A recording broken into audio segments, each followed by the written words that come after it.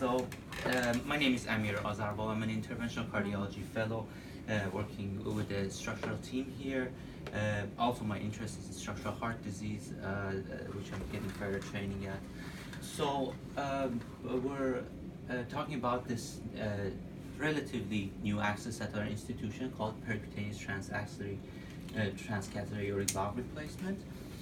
So as you know, there are different types of access for TAVR. The older ones, the most common one is transfemoral access that we use more than 95% of the time here. Then we had some older ones like transapical or direct aortic. We don't do that anymore.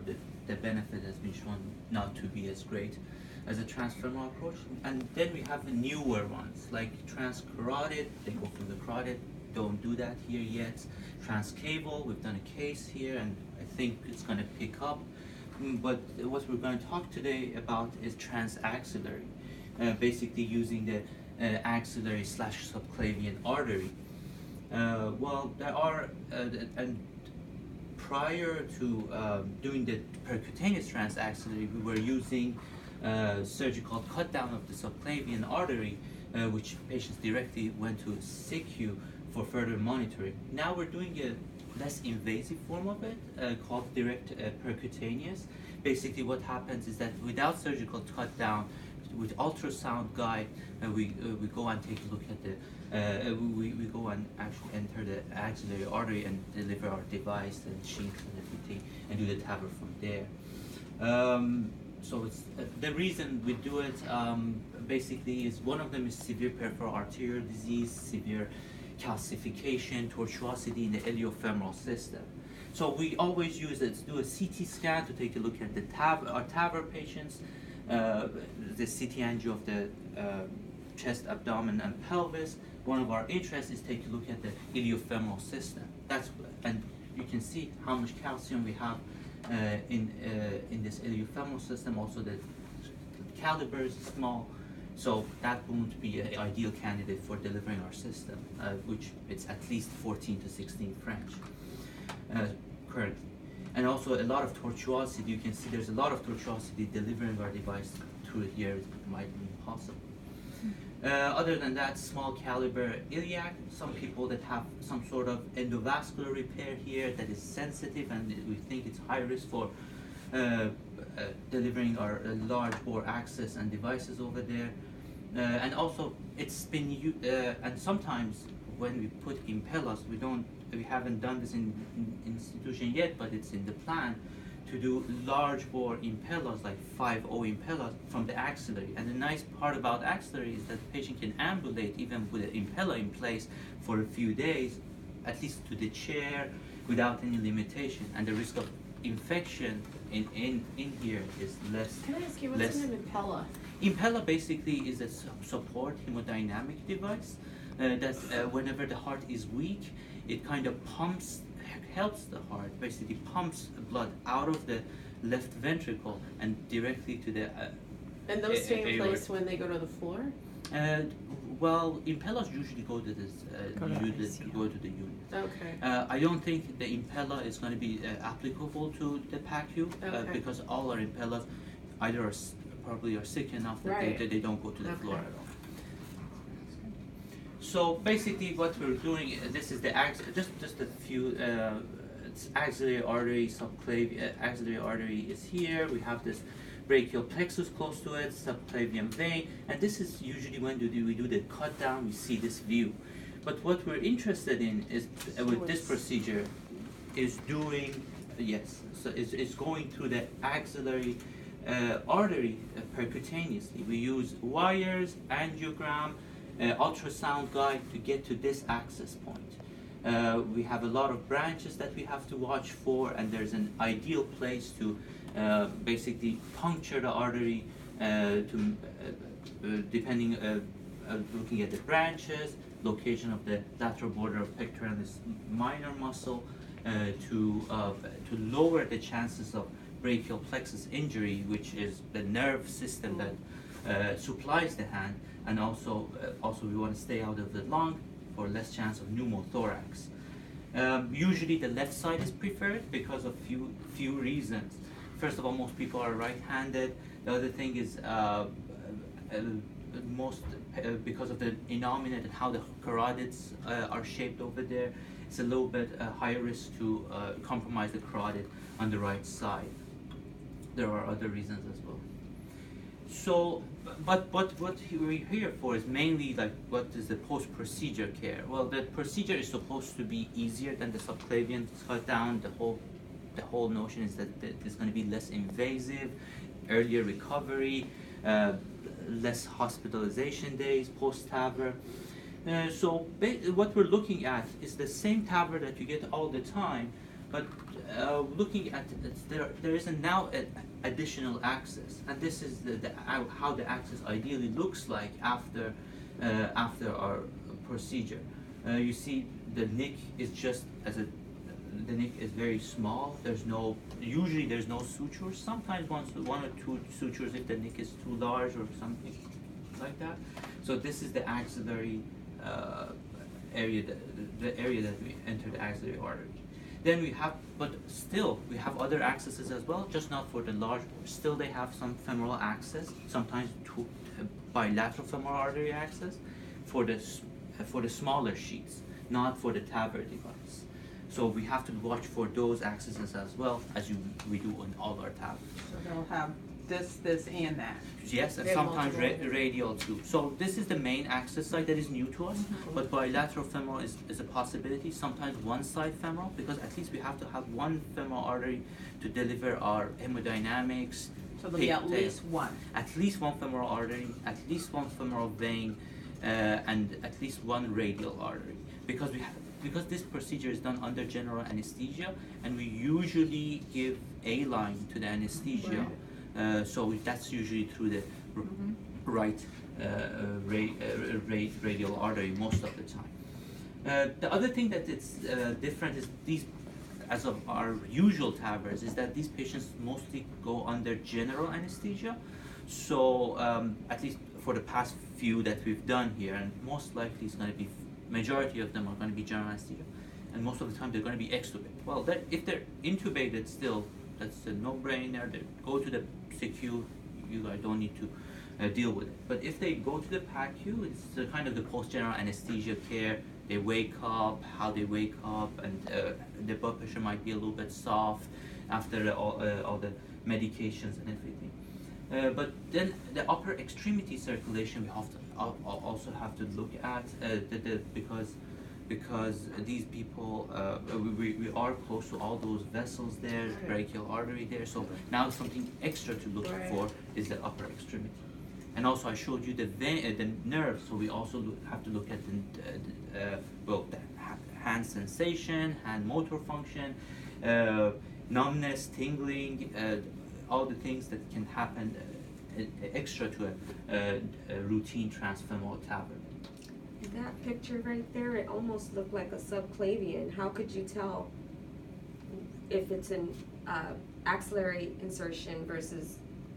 So basically, on our anatomic landmark, I mean, it's all like a name thing. But if you go more proximal to the ascending aorta, this is more like a subclavian territory, but like a little bit more subclavian territory, but this is like more axillary territory. And this is just named the difference between what they call a subclavian TAVR approach. The subclavian TAVR is cut down. So the incision is much bigger. You will see sutures. And as of now, I think all our subclavian TAVRs go through CQ. And they're not percutaneous. This is with ultrasound guide. Usually, our surgeons don't do any invasive cut down or anything like that. It's just a needle that we put, we dilate. It's very close to the percutaneous. So you're going to be doing more of an axillary approach? If it's possible, yes, as opposed to subclavian. Still, the femoral is going to be the most common. Okay. That's if the femorals are good, femoral is always our first choice. This is what we call alternative access. So again, about the post-operative care, you want to frequently check the access site. Look for hematoma, bleeding. It's very easy to compress. Of course, if you see a hematoma, you let the fellow know. They'll come upstairs and assess. But the first things you do when you see the hematoma, at least if it's getting bigger or it's different from a few minutes before, just hold pressure, probably a little bit proximal to the insertion site. So around here or something would be a good place to put some pressure, and then notify the fellow. We have to assess urgently and see if anything needs to be done, because our closure is going to be the same. It's going to be per close. As we do at least 2 per closes, and we do and also we do balloon inflation there for a long time in case there's bleeding. So we'll try to make sure that there's no, and then we take an angiogram, make sure there's no bleeding before we send the patient upstairs. But still, they can still bleed. It still can bleed. Right. Yes. So, and there are minor bleeds, there are major bleeds that are different. So just apply pressure and notify the fellow. We gotta make sure the pulse in the hand is good. So pleth on this hand, just make sure the pleth is good. If it's changing, let us know. So that's just the oximeter you're talking Right. about. Exactly. So the pleth for the oximeter. Exactly. Yep. Then the patient, at the time that they're in the PACU, the patient should be instructed to avoid pushing or pulling with the access arm for repositioning him or herself. One left. Yes, and definitely no lifting No about. lifting up. No lifting up. That's correct. I mean, we don't say that all of them should have a sling, but if you have a patient that is like agitated, Yeah, right, so they just won't. feel free to proceed with a sling as a reminder. Right. You want Put a sling, I'm thinking an immobilizer. what do you have?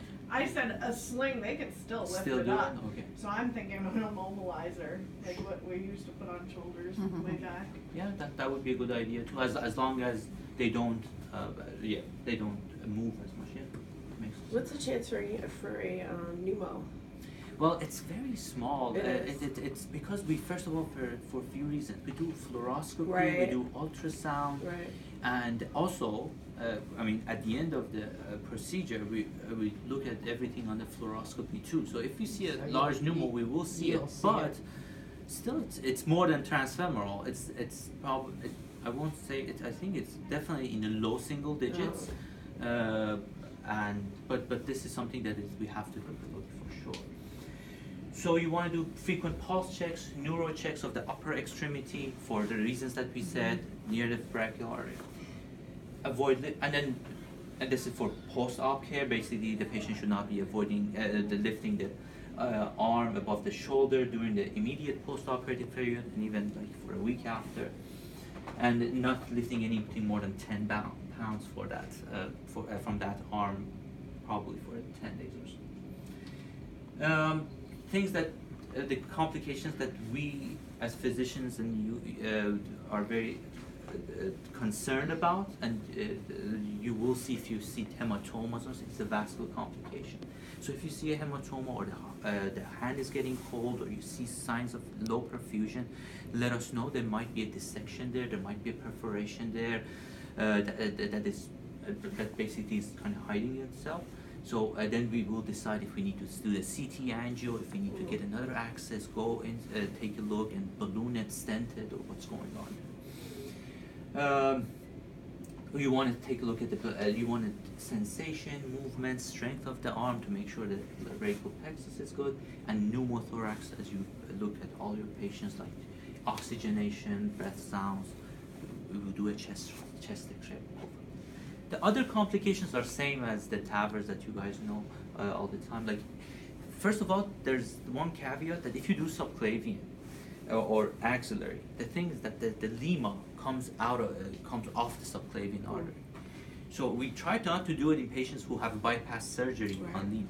But if they do, and we may or may not do that, but if the lima gets compromised, for example, we went and that was the only access, and we thought, well, the axillary artery is big enough and everything, and the lima gets damaged, then the patient's going to have an anterior MI. It's going to have an MI. So we look for that. But regardless, like every TAVR, MI is a complication.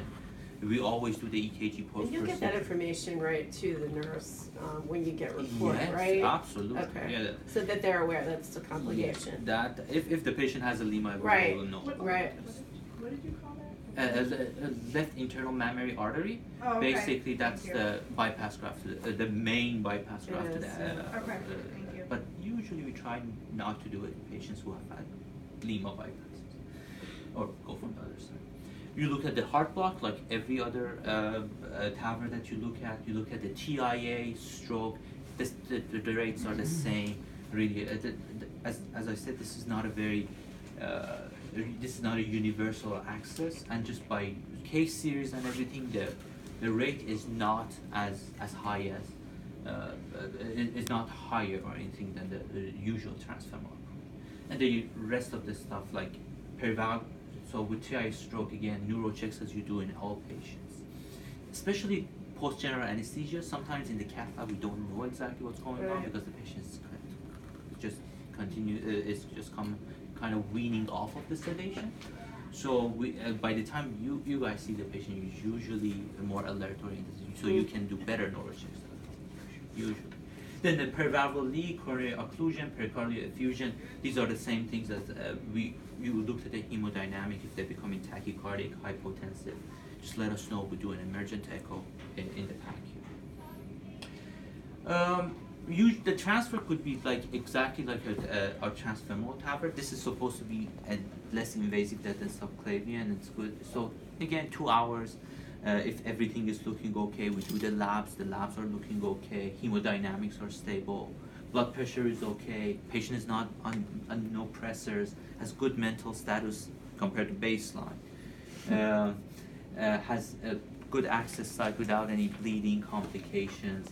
Telemetry shows no heart block, no heart block, no significant bradycardia. And if the patient has a pacemaker that we put in, like post-procedure, the pacemaker is capturing okay, the site looks good, it's stable, and of course the patient has no history, no signs or symptoms of TIA or stroke, and the labs are okay. If everything is good, and usually, as all the time, we come upstairs post-procedure with either with the anesthesiologist or a few minutes after the anesthesiologist of the procedure, and that we just notify you if anything is really concerning for us still, and that we need to watch for. Other than that, if this checklist is okay, patient can be transferred to F5. If anything in this checklist is not okay, the fellow needs to know to reassess the patient again in the pack. And if patient continues, and then probably if we can wait another 30 minutes, we will. But if things are still not turning out to be okay, I will talk to our surgeons and send the patient to the CQ. So And what cut downs would still go to SICU? cut downs so far? There's no plan to send the cut downs to PAC. These are all percutaneous. These are all percutaneous. These are like percutaneous without any large cut downs.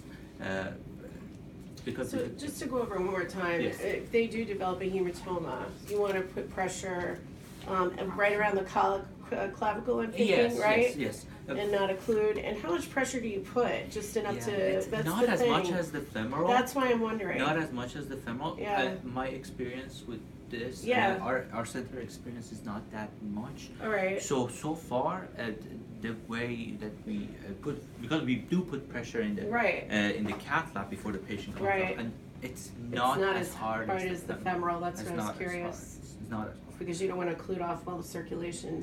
Yeah, because then the brain circulation. and Right. everything, But that's Right, it's a little that's true. tricky. Yeah. It is tricky. Okay. So that's Hopefully the why right side's we working if too. we see a hematoma that's Yeah. enlarging, just let us know. Yeah. But definitely put some pressure Right.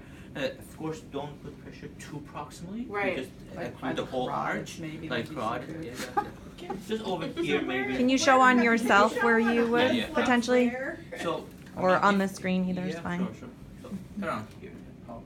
Yeah, they get 2-3 centimeters because we usually we don't do completely perpendicular. We do we give an angle. Oh, okay. So probably somewhere around here. I see. And again, this will evolve as we do Sure. more, Sure. but I think that would be something that would be helpful. The other access site that you talked about was the transcaval. Will those patients come to us or? So far, our trans cables have gone to CQ, Okay. one trans cable. Okay. So as of now, but I think that would be a different type. But trans cable, yeah, I think it's going to be CQ first. I was Okay. gonna say, that's a lot of 'Cause that's, monitoring for like, trans different. comparable to Yeah. what the floor can handle. That- Because we that's- have to think about what the floor is gonna deal with when they go from us. Yeah, trans cable would be Yeah. better. That's a lot of Of course, hemodynamic of monitoring. course, just thinking about it, we had one trans cable. Because I was not involved in that one case, that trans cable, because it was a venous, it's a venous. Mm. So trans cable is just a venous. Of course, we do arterial and all that, but because it's a venous, it goes Less directly likely to to have- the PACU actually. If Now it's I'm trans, thinking- if it's venous. Can you Yeah. go back to that slide just so if that is a conversation, what the We should have access to this. Oh, Yeah, we yeah, did he one- can we- email it to us. Yeah, I can email it. This is yours. So basically, a trans cable, we had one trans cable, and it did because come- it's like I a think it did venous come here. access, it's a venous stick, Pretty sure trans it cable was goes here. to the, that one case went to PACU, so It did come. it's like an yeah, it did come to, yeah, because I was not involved in that case, I didn't remember. Yeah. I'm pretty sure that patient came to the PACU. The reason for trans cable is that you don't access the artery.